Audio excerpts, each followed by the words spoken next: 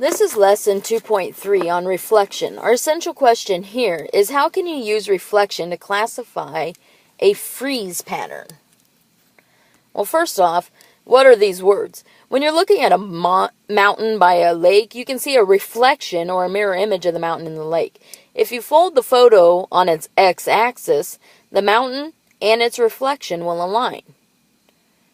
Now a frieze is a horizontal band that runs the top of a building. A frieze is often decorated with a design that repeats. Now, all frieze patterns are translations of themselves. Now, some frieze patterns are reflections. So, it's reflected and then translated. So, a reflection or flip is a transformation in which the figure is reflected in a line called the line of reflection. A reflection creates a mirror image of the original figure, just flipped over. So now our key idea here is reflections in a coordinate plane. To reflect a figure in the x-axis, it takes the opposite of the y-coordinate. To reflect a figure in the y-axis, it takes the opposite of the x-coordinate. So in other words, if we're reflecting over the x-axis, you're going to change the sign of the y point.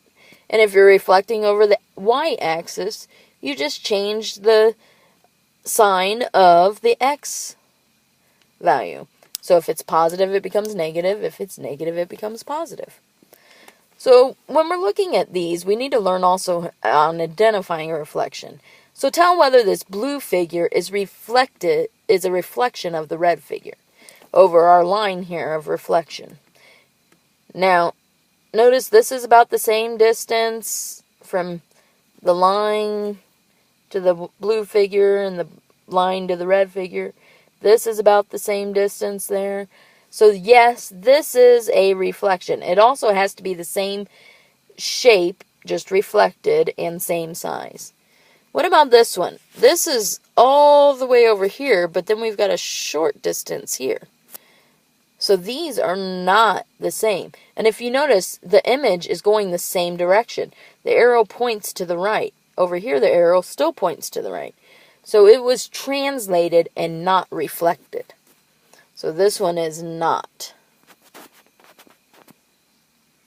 So let's look at example 2. Reflecting a figure in the x-axis. So the vertices of the triangle A, which is -1, 1, B, which is -1, 3, and C, which is 6, 3, we have the figure drawn here. Okay, notice that A is 1 unit above the x-axis. So to plot my point of reflection, it's going to be 1 point below the axis. B are 3 units above the axis, so we're going to go 3 below the axis. So when we connect our lines, we're going to have the same shape, just reflected. Notice A is 1 unit below the x-axis, and B and C are 3 units below. So instead of being 3 above, 3 below. Positive to negative. How about reflecting the figure in a y-axis? Now the vertices of quadrilateral are -2, 5, -1, 1, -4, 2, and -4, 4. Draw the figure and its reflection in the y-axis. I went ahead and already have these drawn here because sometimes my points on this iPad aren't exactly right on, so I wanted you to be able to see exactly how they should look and that they are exactly the same. Just Q is 1 to the left, 1 to the right. 2 to the left for P, 2 to the right for P prime. So all we have to do when we're writing these, though, is just to change the negative, the opposite of -2. And that's all you've got to do here. So it's going to be 2, 5. The opposite of -1. Sorry, my stylus is not wanting to work here. So I went ahead and completed this chart here, and we've got the 0.25, which if you notice is P prime, 1, negative 1, which is Q prime, 4, negative,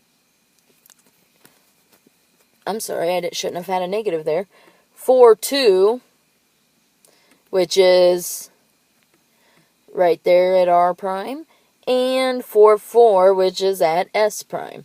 So that is, see, you just change the sign of the X value.